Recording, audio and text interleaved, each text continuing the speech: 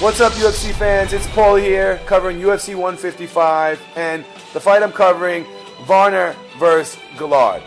Anyway, Varner just came off a loss against Joe Lauzon, who was also fighting on the card that night. But he shocked the lightweight division and UFC the fight before that, where he beat Edson Barbosa in a first-round knockout. So a lot of people were writing Jamie Varner off, even though he was one of the top in WEC. I guess after all those losses to Donald Cerrone, Ben Henderson, and Shane Roller, everyone had decided that he was done.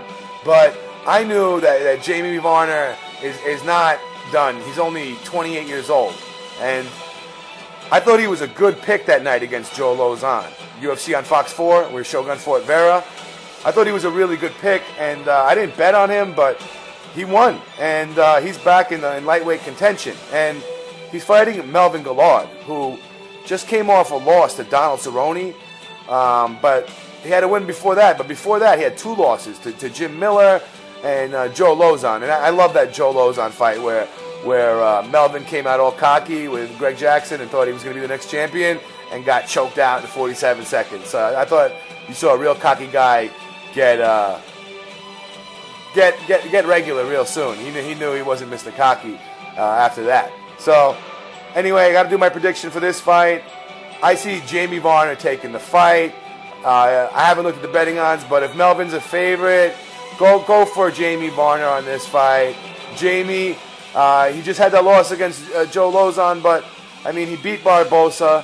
You know, you think Melvin could beat Barbosa? And he was submitted in the third round. He put up a fight.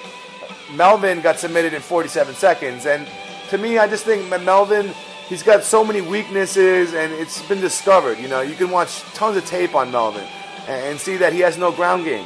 He only has 2 submissions in his entire career. 19 knockouts, but with 2 submissions. And when was the last time that he submitted somebody? Do you guys remember? Let me know if you remember. He knocked out Shane Roller and Evan Dunham, you know, and that guy, I think his name was Waylon Lowe.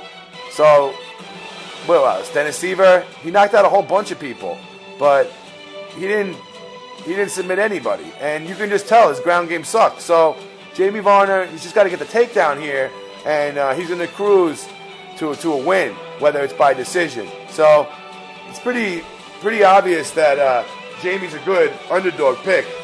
He's fought the best, you know. He fought Benson Henderson and Donald Cerrone, and just because he lost to guys like that, I mean, he beat Donald Cerrone also, but just because he lost to guys like that doesn't mean that he's done. So, go for Varner. Anyway, thanks for listening so much, guys. I really appreciate it, and I just want to thank you for commenting, subscribing, and being there and talking about MMA with me. And hopefully, we can make some money in 2013. Peace, guys.